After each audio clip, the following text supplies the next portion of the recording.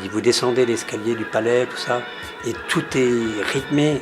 En fait, ça amène quelque chose. Quelle est la scène? Je fais du collage sonore, c'est vrai. C'est mon truc. Enfin, je sais pas vraiment ce que je fais d'ailleurs.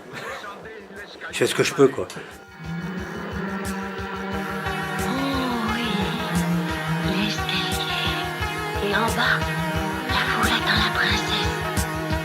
Francis Dreyfus, qui était le producteur à l'époque,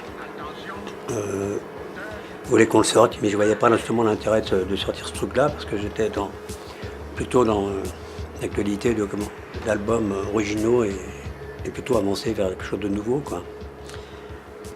Et puis, la fille de Francis Dreyfus, Laura, qui travaillait avec son père pour faire un choix de choses qui pourraient être intéressantes par rapport à ces maquettes que moi je lui apportais de temps en temps, ou des choses que je faisais à la maison, ou des choses qu'on a pu après enregistrer en studio comme ça, entre des chansons. Ça c'est des choses un peu instinctives, hein. Je sais pas comment dire, parce que c'est pas des essais. Quand on essaye quelque chose, c'est qu'on a quelque chose. Mais quand on n'a rien, on essaye rien, quoi. Tout d'un coup, donc il sort un truc qui n'y a rien en fait. Ça deviendra des chansons, ou alors ça restera des morceaux de l'inconnu, enfin des bribes, des déchets sortis d'un tiroir, un petit peu plutôt en hommage à Francis Dreyfus.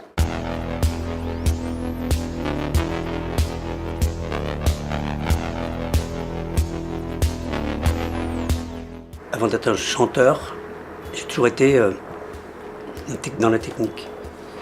C'est-à-dire que j'ai fait de la prise de son, du mixage, c'est les machines qui m'intéressent, qu'elles soient analogiques ou qu'on passe par des machines où l'infini est possible. Donc la synthèse des deux est un beau jeu, quoi.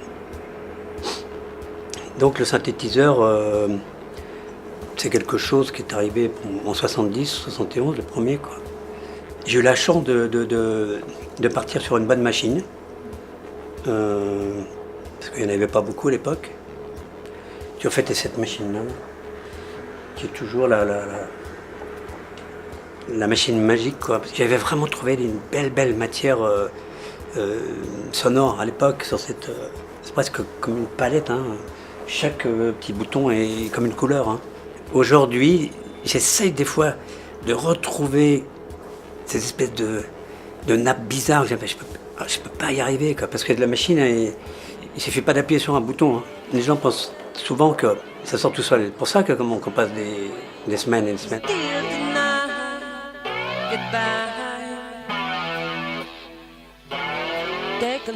Moi, je ne fais pas d'album.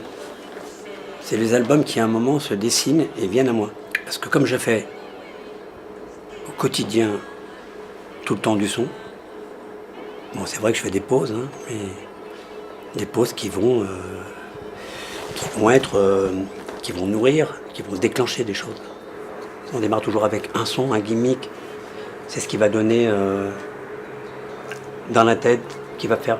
Parce que tout vient de la tête après. Tout part dans la... Après, comment tout se dessine dans la tête. Tous les périphériques, toutes les choses se dessinent. Grandi, un peu maudit, un peu vieilli, dans ce luxe qui s'effondre. En fait, j'ai fait connaissance avec le piano en septembre.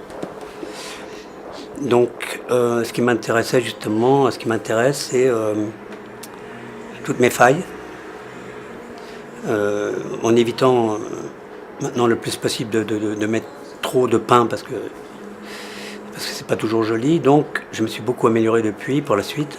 J'ai découvert, disons, mon petit terrain, quoi, sur ce piano. Donc, j'ai appris ce que c'était que les bémols. J'ai appris où aller trouver les dièses. Donc maintenant, je peux jouer un peu dans toutes les tonalités, ce que je ne pouvais pas faire avant. Comment faire ce travail sur ce piano est comme un espèce de rêve. Sweet, sweet baby. So I'm just in that bird. Ce qui compte beaucoup pour moi, c'est beaucoup moins la technique maintenant et la performance technique. Ce qui compte pour moi beaucoup plus, c'est l'émotion. Donc je préfère un truc qui arrive très très vite, même où le son a été mal pris, parce que ça peut arriver dans l'urgence. Mais ce son mal pris, si je le garde, ça veut dire qu'il aura une faille et que la faille est belle dans le son, quoi. En fait, je cherche pas du tout de la perfection. On dit toujours, je dis toujours que je suis un perfectionniste, pas du tout. Je suis un instinctif, c'est tout.